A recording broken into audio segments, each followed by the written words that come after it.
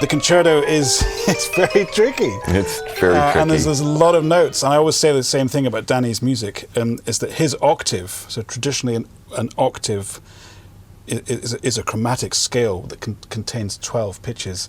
But when you play Danny's music, you'd be convinced there's at least 20 in that octave, because there's just so many notes, Mr. Mozart. I just sorry. Oh yeah, no. But that's the thrill. I mean, it's a knife edge, but if you accept that risk and get stuck in, there's nothing more elating or exciting or rewarding than playing a piece like this. There's plenty of potential heart attacks in every professional orchestra, believe me, with new music. Because a big part of their lives is always going to be playing repertory that they've been doing most of their life. But then I think if they're good, the fun part is playing something new. And then the propensity for disaster becomes high. Man, that's what makes it exciting. It is just a thrilling concerto. It's a piece that needs a lot of preparation, and I've been playing it for more than a couple of years now, but it still needs a huge amount of practice.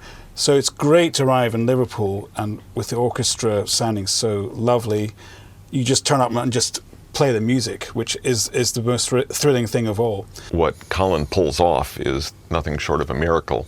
It was the kind of thing, as I wrote it, I figured, well, we'll start here, but then we'll drop this, and we'll drop this, we'll drop all kinds of things, because it's going to get into the impossibility range. But we'll find those. But he didn't drop anything. He went for it all, because he's a monster. Everything that was laid out there, you went for. You didn't red line, impossible, nope, too hard, forget it, heart attack. We didn't have any of that. He could have, but he didn't. Colin and I, we talked about different things that we could be using. Unlike when I did the violin or the cello concerto, and I don't play violin or cello, I had much more of a hands-on with the percussion, because I happen to own a studio full of vintage percussion instruments, something I've collected for years. So I collect tuned percussion, metal, wood, xylophones, marimbas, vibes, things that don't have names, before vibes, steel enclongs. I have marimbas made from roof slate, marimbas made from glass.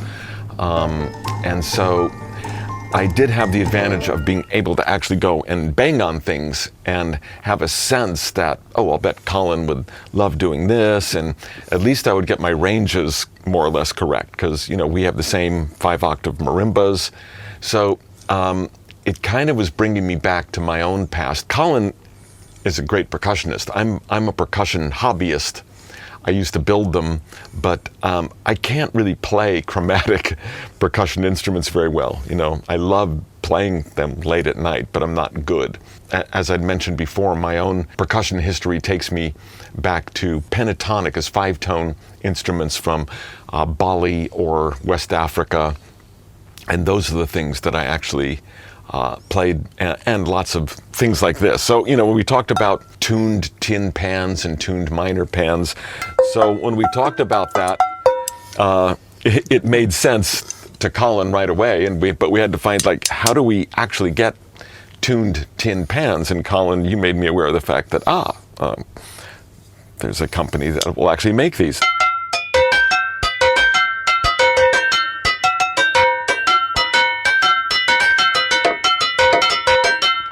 And, this is just the kind of stuff I used to do 30 years ago, with racks of stuff and banging on. So we kind of went over all the possibilities, and I made a big list, because then there was obviously the vibes and the marimba and the tom-toms.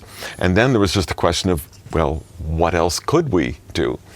And we just worked it out together, including the Gizmo. Including the Gizmo. So this was a nice moment where Danny was kind enough to give me a tour over the airwaves, a virtual tour of his collection, and then we arrived at this wonderful thing. And it didn't really have a name, so Danny just said, well, this is a kind of a metal gizmo. And then, because of the quickness of his whole operation, thanks to his team, I guess, 2 days later, a gizmo arrived in the mail. So now I have my own gizmo.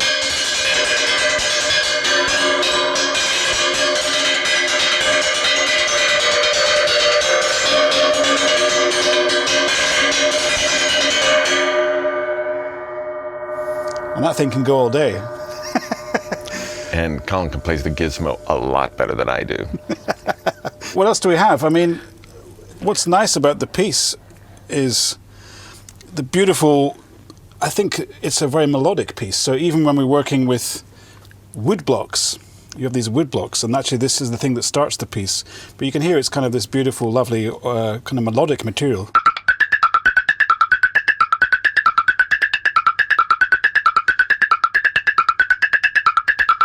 So it's got a nice shape to it, and it's very catchy and very lovely. And then, but I didn't think you could play a tune on the drums or a little drum like this, but. And we would just bang around ideas, like, okay, we want to do a hand drum for this section, and we talked about 3 or 4 ideas and ended up here. We even been granted the use of a string of a bow, a bass, double bass bow, to also make a sustained strangeness on this instrument, which is called a waterphone, and it's a bowl that does have water inside, kind of sloshing around in there.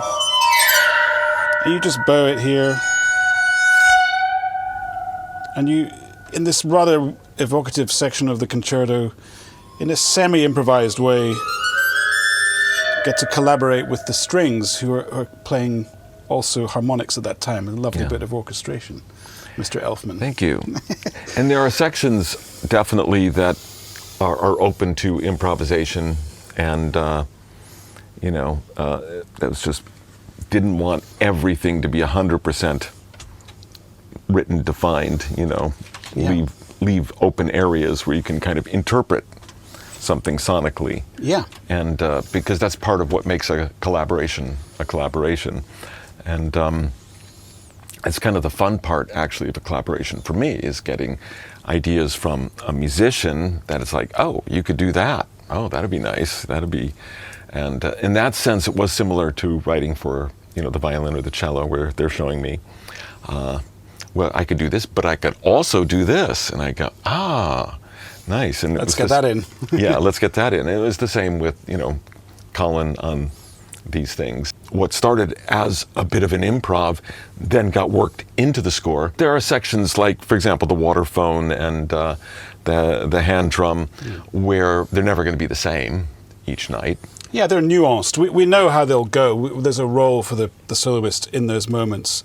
But as it should be, there's just enough freedom in the notation and in the moment to allow for a little bit of reaction to what's going on, and for it to be just a little bit different every night, which I think is right for percussion.